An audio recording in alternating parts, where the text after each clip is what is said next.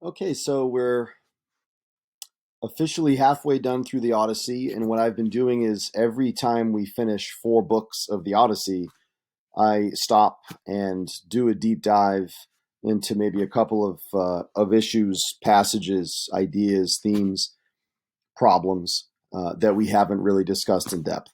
So I want to do a deep dive into books 9 to 12. Books 9 to 12 could be the focus of several weeks of conversation. They're, in many respects, the most iconic books, if not in all of Homer, at least in the Odyssey. And I don't know, maybe have your book, have your Emily Wilson translation of the Odyssey with you. We'll be looking at some passages. If you're reading this for a class, maybe take notes, or just maybe enjoy the presentation in an effort to enrich your reading. So I guess I'd like to call this Murders, Drugs, Cyclopses, Goddesses, Seeing Death and Escaping It. That sort of covers, in a quick way, Odysseus's ridiculously complicated journey in these chapters.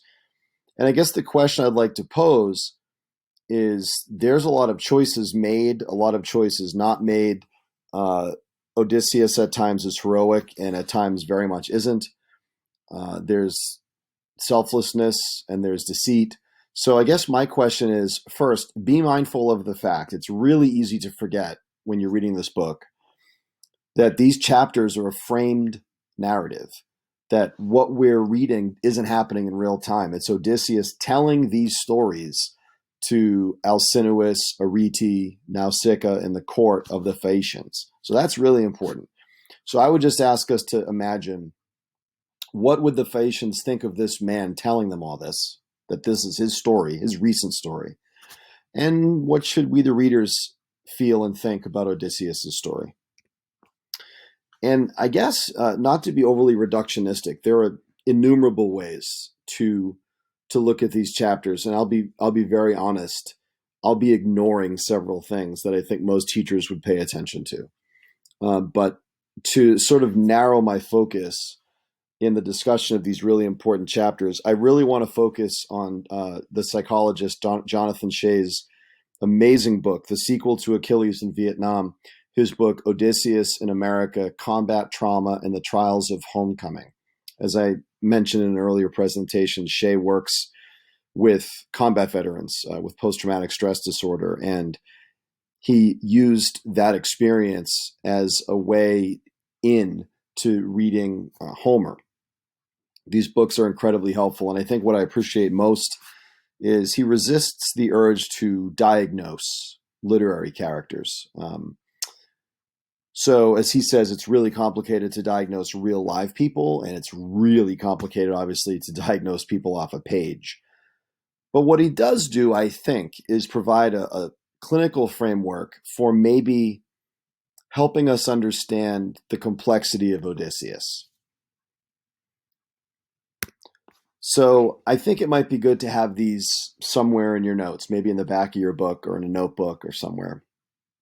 These, clinically, are the 13 skills that one develops. I'm not saying they're all developed. Shea doesn't say every combat veteran has an equal portion of all 13 of these skills, but these are 13 common skills that a combat veteran develops in combat, really in order to survive. So it's control of fear, cunning or the art of deception, control of violence against members of one's own group. Sorry about the extra apostrophe there. The capacity to respond skillfully and instantly with violent lethal force. Vigilance and perpetual mobilization for danger. You're always on the lookout for someone to attack you. 6, considering fixed rules as possible threats to one's own survival and the survival of one's comrades. 7, considering the fixed rules of war, there were rules to war, as possible advantages to be gained over the enemy.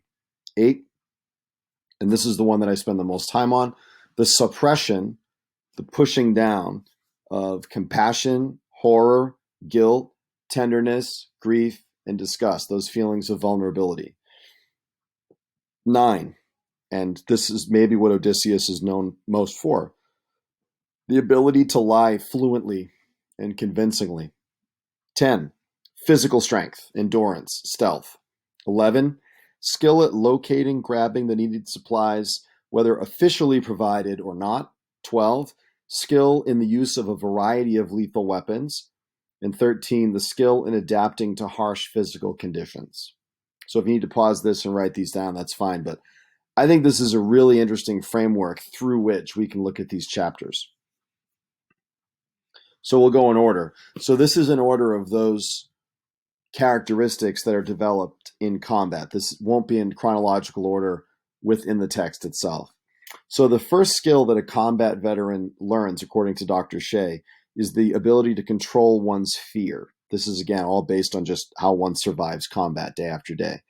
So where do we see examples where a normal human being would feel profound fear in these chapters? I mean, you could just almost flip to any chapter, flip to any page. So he's on the island of the Phaeacians. It's a strange place. He has no idea how immigrants and strangers are going to be treated there. He controls his fear.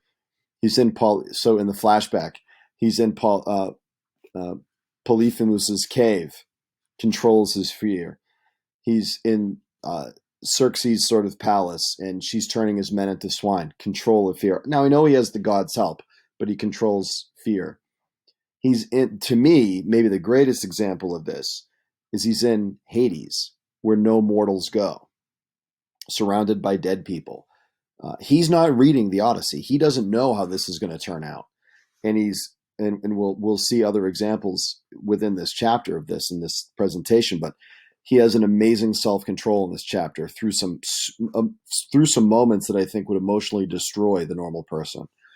And the last example of control of fear is, keeping it together when he has multiple near-death experiences with Scylla and Charybdis. And he's able, while he loses men and reacts within the story, he controls his fear in the moment. Secondly, and again, these are just some scattered examples, is cunning in the art of deception. So obviously, Book 9, the iconic moments in the Cyclops cave, the Cyclops, Polyphemus, puts a huge boulder blocking all of Odysseus and his men inside the cave. Odysseus has a chance to kill Polyphemus, and is clearly realizes that he can't do that. He gets Polyphemus drunk. He stabs him in the eye. There's certain moments in there where he clearly, like a chess player, sees the next 3 or 4 or 5 steps and proceeds accordingly. If you go to book 10, line 382, he tricks Circe into turning his men to humans again.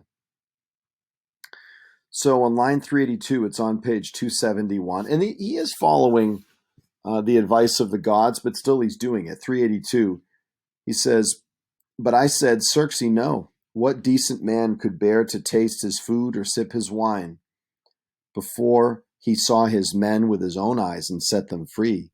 If you're so insistent on telling me to eat and drink, then free them so I may see them with my own eyes, my crew of loyal men." So he ends up, and then he sleeps with her. He ends up tricking her into turning his men back into humans. And then the way he gets Tiresias's attention, he sort of tricks Tiresias into speaking in book 11. So these are just a few of the examples of cunning. Obviously, the most famous example of Odysseus's cunning is what made him famous. His creation of the Trojan horse as a way to finally break through into the city of Troy. So the third example of a trait one develops in combat, according to Dr. Shea, is the control of violence against members of one's own group in moments of high intensity or moments where you're let down. So his men, against all direction, eat the sun god's cattle. And while he's really angry at them, he controls himself and isn't violent towards them. And a moment that I found really interesting is this idea of control in book 10. If you go to book 10, line 32, you have this really interesting moment. I read this translation a few times, and this year was the first year I noticed this. He's given a bag of winds by Aeolus, and they're so close to home on page 260. They can see the fires being lit at night in their homeland. They're that close. And it says in line 32, exhausted, I let sweet sleep overcome me. And here's the detail. I had been doing all the steering, hoping that we could get home sooner if I did. According to Dr. Shea, that is quintessential combat veteran behavior, that sense of, I need to control these dangerous situations. And what ends up happening, he falls asleep and his men open the bag and all hell breaks loose. Fourth, according to Dr. Shea, the fourth trait of a combat veteran, the fourth skill learned in combat, is the capacity to respond skillfully and instantly with violent, lethal force. When you read the Iliad closely, it's full of moments like this. And in the Odyssey, they're described differently. The descriptions are often euphemistic. They're said in kind of nicer ways. And then sometimes the violence is violent, as we'll see, but it's not like the Iliad. So if you go to page 241 of the Emily Wilson translation, line 40, this is very early on in his storytelling, very early on talking to the Phaeacian court. And he says that they left the Trojan War, 10 years of hand-to-hand combat. And in line 40, he says, a blast of wind pushed me off course toward the Cyclopes of Ismarus. So the Cyclopes are the people that live there. Ismarus is the land. And then he says in a couple of quick sentences, I sacked the town and killed the men. Remember, Odysseus is often called, and he calls himself sometimes, sacker of cities. I sacked the town and killed the men. We took their wives. That's code, right? They didn't take them out for lunch. They raped them and shared their riches equally among us. The us is Odysseus's people. So they stole, raped, and murdered the random place that the wind took them to. That's what's being said here, right? Shea says this about this moment. He says this quote here, the career that war exactly prepares veterans for upon returning to civilization is a criminal career, symbolized here by Odysseus's pirate raid on Ismarus. It's a bold statement, right? But those skills that you develop to keep alive in combat are skills that once you don't need those skills to keep alive, you end up, those are the skills of a criminal in the private sector here. So what's curious is the very first set of choices after leaving 10 years of combat, the sort of therapy his people give themselves is more combat. So I just find that interesting. There's lots of other examples here with violent, lethal force, but this is the one that really stood out to me. Fifth, the fifth trait Shea says that combat soldiers develop is hypervigilance and a constant mobilization for danger. So that sense of, I guess you could call it paranoia, but that sense of there's someone trying to get me all the time.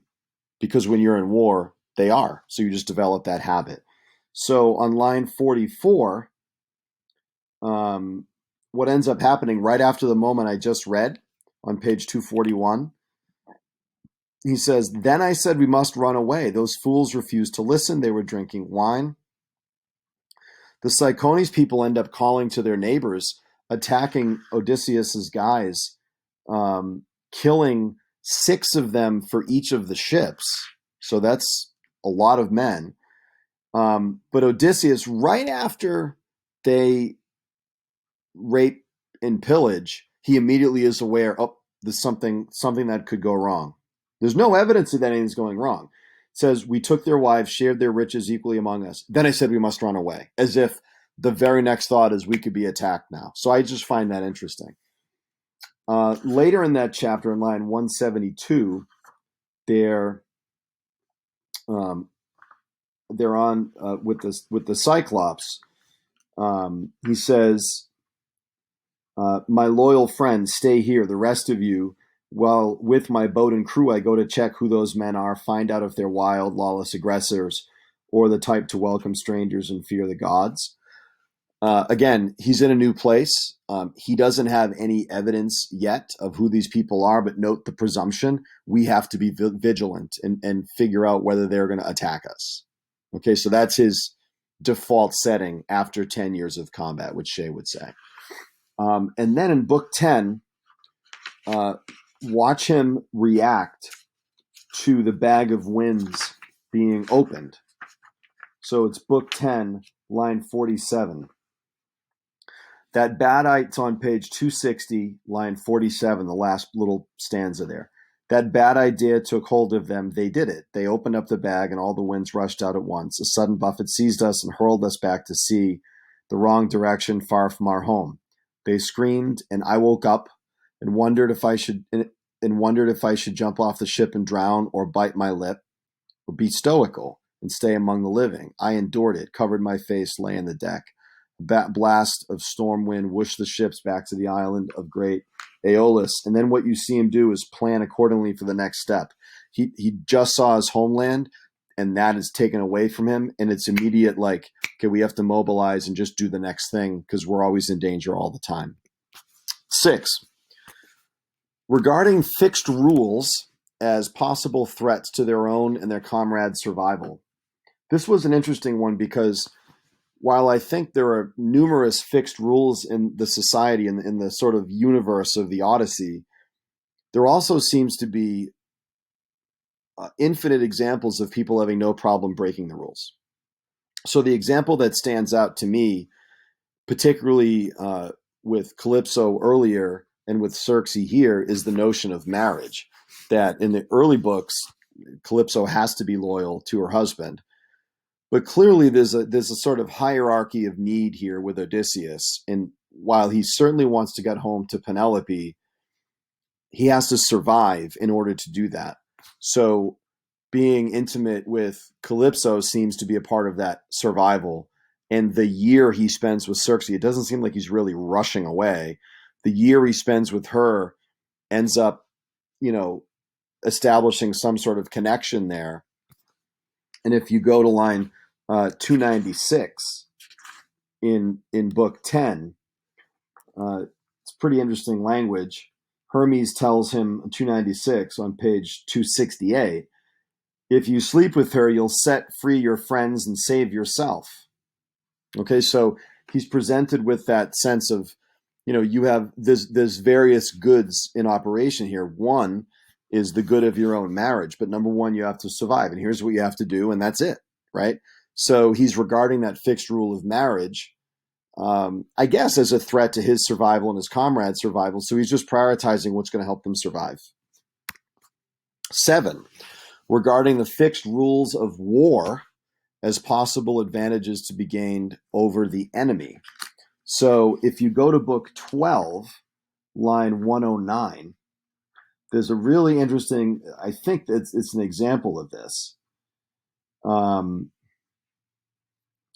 And Odysseus is being given this terrible choice by Circe. You can either, you have the whirlpool of Charybdis, which destroys 100% of everything that gets sucked into it, or the 6-headed, 12-legged Scylla, which captures some men from a ship, but maybe you'll escape with some of your men in your own life.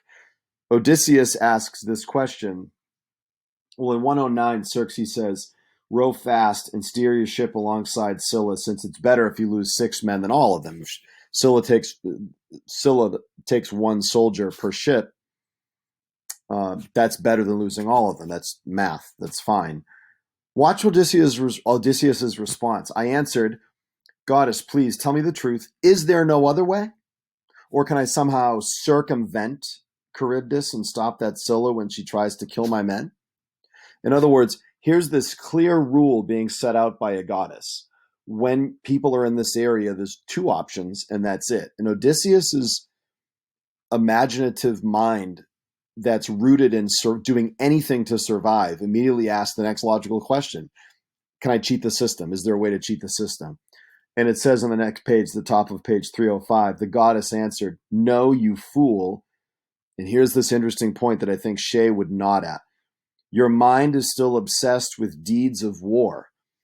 He's not going to fight a whirlpool. He's not going to fight Scylla. It isn't like he's going to fight him with his sword. What she's saying is, you're thinking like a warrior. You'll do anything to get out of things, to survive. And like she says in the next line, you have to surrender to the gods. This is bigger than your games, than your survival mechanisms. So I think that's really interesting. So to me, here's the big one. Shay says that prolonged experience in a combat situation creates a suppression of compassion, horror, guilt, tenderness, grief, disgust. Basically, that if one is forced to be in a combat situation for a prolonged period of time, one can't feel a strong sense of being vulnerable and survive combat. Both can happen at the same time. So here are some examples of this. So first, we have a really interesting, easily overlooked moment in book 9, one of the early stories that he's telling the Phaeacians. So we rape and pillage Ismarus. But then we go to the land of the Lotus Eaters. So if you go to line 91, it's page 243. Odysseus says, the scouts encountered humans, Lotus Eaters, who did not hurt them. It's interesting. In light of the paranoia mentioned earlier, coming back, he just left war. So the presumption is any new people they're going to meet are going to hurt them, right? Who did not hurt them. They just shared with them their sweet, delicious fruit, the lotus.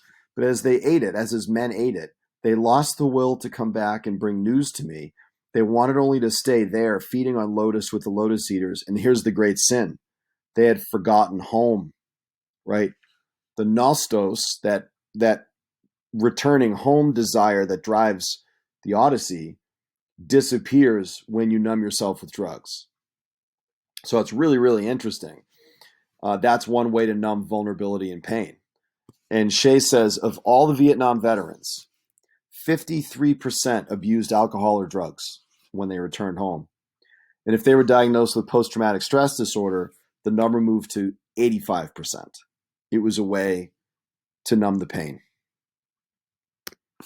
So secondly, another sort of example of numbing pain and numbing vulnerability happens in book 10, because we have the Lastrygonians, who are giants who throw large boulders at his ships. So if you go to book 10, line 198, it's more Odysseus's response to this. So on line 198, Odysseus is telling his story, and he says, at that their hearts sank, since they all remembered what happened with the Lastrygonians, their king Antiphatus, and how the mighty Cyclopes devoured the men. His men wept and wailed and shed great floods of tears, but all that grieving could do no good. I made them wear their armor, split them into groups. Odysseus knows when to be pragmatic, when to ignore emotional outbursts and just do the next thing that needs to get done. Next, on the next page, is Xerxes' drugged potion, line 233. Says, she led them in, sat them on chairs, these are Odysseus's men, and blended them a potion of barley, cheese, and golden honey. Doesn't sound good to me, but anyway, mixed with Pramnian wine. And here we go. She added potent drugs to make them totally forget their home. Again, it isn't simply numbing. They all have a particular goal to return to Ithaca, and these numbing drugs to numb the pain, to numb vulnerability, make you forget your greatest purpose, right? And then she struck them using her magic wand and penged them in the pigsty. They became pigs. And they were pigs in body and voice and hair, but their minds remained the same. Really interesting. Almost like, there's definitely an indictment there that you can turn these men's body into the animals, but you don't have to really mess with their minds because they have the minds of animals to begin with. There's interesting commentary and discussion to be had there. Next, again, super easy to miss moment. Xerxes has a moment where she, in my view, offers a really interesting diagnosis of Odysseus. Remember, these immortal gods have a curious perspective. They've been around for so long and they're not going to die. And they can look at things. I mean, I'm not saying they're totally objective, but they have a wisdom that's peculiar to them. And you'll notice right around 464, she says to Odysseus, basically, you have to get back the drive you had when you set out from Ithaca. You're worn down, brokenhearted. And here's the two lines. She says to Odysseus, you never feel joy at heart. And then she knows why. You have endured too much. You have seen too much death and pain to feel joy. And she says this, which I think is just a brilliant moment in the poem. Next, in Book 11, which might be my favorite chapter in the entire epic, just because I think it's not accidentally in the middle of the entire epic, pretty much, Book 11 of 24. Odysseus goes to the underworld, and no one really can be the same after talking to dead people. Not that I know, but I'm just, from other works of literature like Hamlet, I know that to be true. And the New Testament, right? Seeing resurrected people will do a number on you. So go to line 482. Now, just for context, right? Achilles would have been Odysseus's great hero. I mean, if you were a kid, if you were a young person fighting in the Trojan War, you all knew Achilles was the Superman, right? The greatest warrior. And the belief was that if you die heroically in battle, you attain kleos, or glory, and your song will be sung forever, and you'll be revered. So he says in 482, to his hero Achilles, this is in the underworld, in Hades, no one's luck was ever better than yours, nor ever will be. In your life, we Greeks respected you as we do gods, and now that you're here, you have great power among the dead. Achilles, you should not be bitter at your death. What Achilles says blows my mind every time. Watch this. He replied, this is Achilles talking to Odysseus, Odysseus, you must not comfort me for death.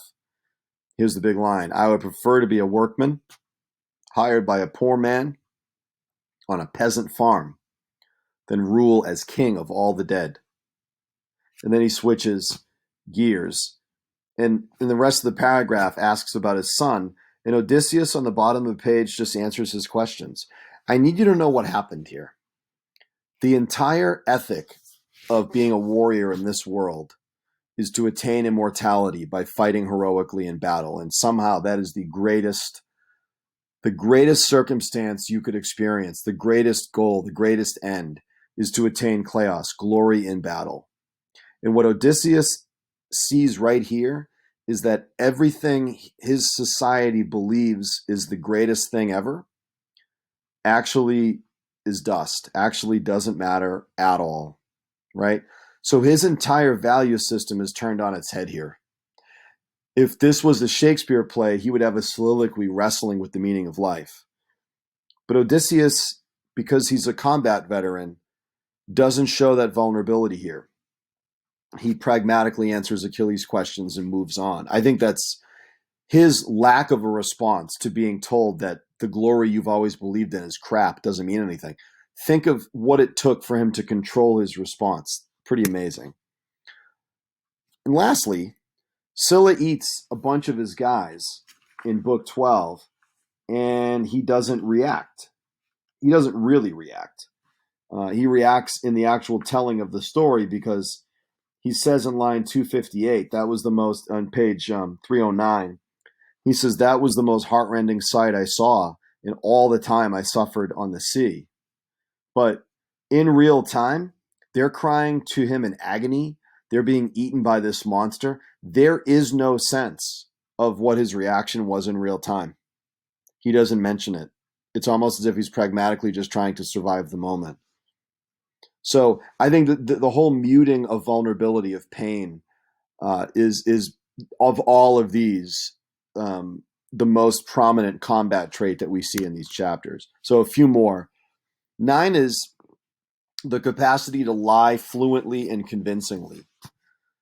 So he blames Zeus for his bad men's decisions in book 9.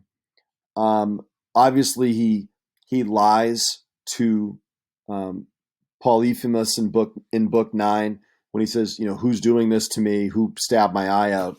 And he says, no man. And just a little interesting nerdy tidbit that I like. No man in the poem is originally metis, right? And no man is the opposite of kleos. Kleos is your name being sung and recognized for your heroism forever. The opposite of being recognized forever is to take away your identity altogether. So that's interesting insight number one. Number two, and this is discussed a lot, is metis is also a pun on Odysseus's number one characteristic, which is his cleverness, his cunningness, his metis, which is one word, right? So that's interesting. He has no problem lying there. And in book 12, line 162, it's on page 306. He tells his guys to tie him to the mast of the ship so he doesn't freak out when he hears the siren song. He does not tell his men about Scylla and Charybdis because he realizes, they would have this crazy emotional reaction and the mission would be compromised. So that's a lie in a sense. 10, physical strength, quickness, endurance, and stealth. Plenty of examples. So the attack on Ismarus required physical strength, definitely required quickness. Stabbing Polyphemus, we know that the large walking stick, which was, hardly anyone could ever lift, he uses a hewn down version of that to dismember Polyphemus. And even just the act of surviving this poem, as unheroic as Odysseus is, the very fact of his survival is really heroic and amazing. Unless you look at the gods remote controlling him to a greater degree, which is your choice as a reader, obviously. But he survives Poseidon's epic anger on the sea, and Scylla and Charybdis and Circe and the sirens. And so he has this stealth, he has this endurance, I think mental endurance also, not just physical strength. 11, skill at locating and grabbing needed supplies, whether officially provided or not. You do what you need to do to survive. In book 9, he uses Calypso's wine as a weapon, right? In book 9, he uses Polyphemus's walking stick as a weapon. These are the needed supplies. And even something so innocuous earlier on in the poem when he's naked on the island of the Phaeacians, he can't just walk up to girls on the beach doing their laundry in book 6 naked. So he covers himself with a brand. He just knows how to manage the sort of props around him to get to the next thing, to fulfill his mission. 12. This is an interesting one. Shea refers to this, a combat skill you learn is the skill in the use of a variety of lethal weapons. Obviously, in warfare, Odysseus was not known as a great warrior. Odysseus isn't Hector. He's not Achilles. He's not even Patroclus. He's known for the trickery of the Trojan horse. And in the Odyssey so far, he's known for using a walking stick, like I said, and a potion. And he's known for his intelligence. So maybe what we're seeing here is after war ends, the challenging nature of returning home means that one's weapons change. So I think that's maybe worth thinking about as the poem goes on. And lastly, the last skill that combat develops, according to Dr. Shea, is the skill in adapting to harsh physical conditions. Obviously, the cave in book 9, a harsh physical condition. All of book 11 in Hades, to me, would be horrifying. But he sort of pragmatically has all the necessary conversations. And the ongoing destruction that we saw of his ships and the murdering of his men, that he's just so pragmatic about, he's pragmatic about getting to the next step of achieving his mission, but he seems able to even not get as thirsty and as hungry as other people as fast. So he's just developed these amazing skills. So what do we do with all this? This is a great quote by the former Yankees manager, Casey Stengel. Never make predictions, especially about the future. What do we do with all this information, all this conflicting information about our hero? How do we read Odysseus, who's telling his story to the Phaeacians? And maybe it's time you can have a conversation. You can add a comment on the YouTube, the channel here in the comments, or talk to your class. What are your predictions going forward? Are all the predictions that have been made in the underworld, are all those just what's going to happen? might things alter and change? So those are some things to think about. And here's a final thought.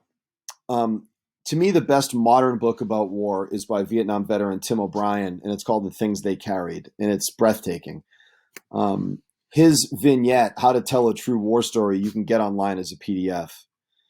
And perhaps this might be unexpected, but to me, just based on my reading, I'm not a combat veteran, but based on my reading, the truest moment in the entire epic might actually be silence.